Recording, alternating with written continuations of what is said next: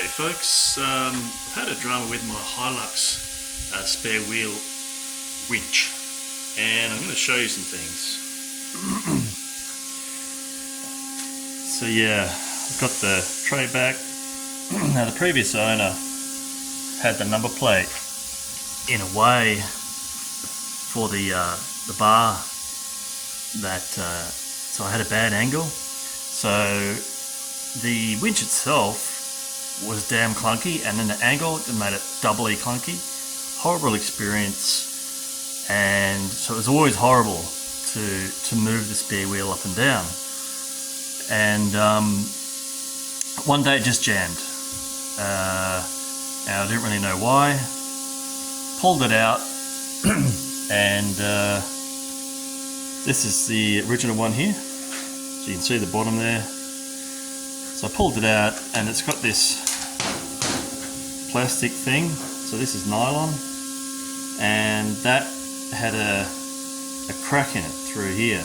I didn't know why. So it had a crack in it, and it was jammed, and the nylon's kind of reasonably tough, but so it wasn't easy to sort of like, it's not easy to pop it out, not easy to have a look in there, and I decided to just grab another one.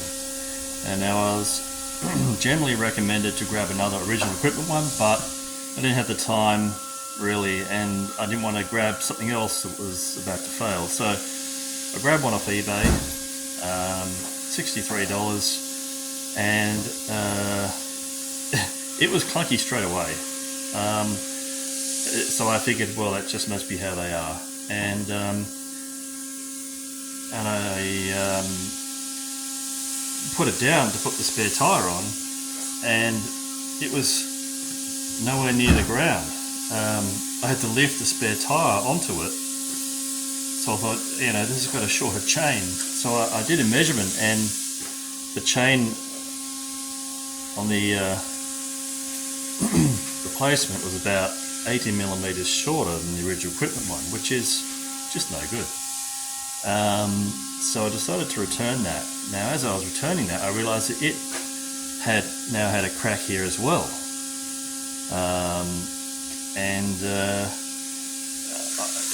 Basically what happens is, when you have the unit at the full lowest position, which is pretty close to where it is now, see here that the chain is pulling at an angle onto this plastic.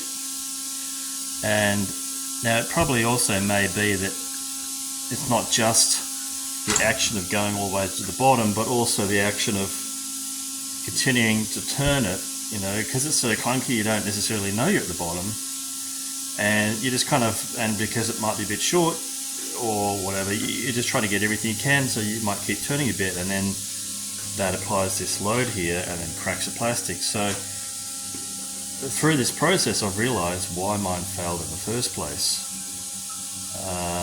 Well, of course, you might also say the design is questionable, like, yeah. So I sent the eBay one back, too short, you know, never going to work. Maybe it's off, maybe it's intended for a two-wheel drive Hilux, or maybe they're just trying to save every dollar and give you a shorter chain, and most people don't complain, but, you know, it's just no good for a four-wheel drive Hilux, especially if you got lift. But even for a standard Hilux, I would say, standard four-wheel drive, don't get one.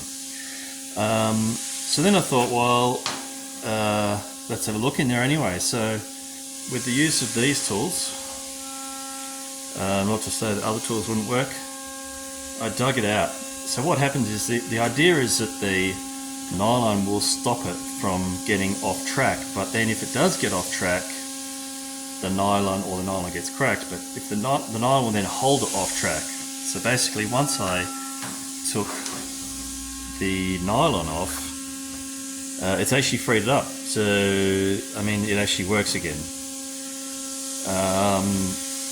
So, and what I've noticed is, as you turn it, look at this. For every revolution that this does, the actual drum winch, yeah, doesn't turn at the same rate. Look at that. It's much less. Now what I've noticed, that this has bit of a kind of eccentric kind of action to it. So I'm guessing there's a oh God, I forgot the name again now. A bit like an automatic transmission. Oh, that's pathetic. It came to me straight away before, but now it's something eluding me. I think I'm guessing that there might be a little cog, and then there's so a little cog on this, and then the drum, the inside of the drum has cogs on it, and it's only reaching one side. Anyway, whatever. So basically, you've got mechanical advantage, and that's why you've got to be a little bit careful because you can apply substantial loads.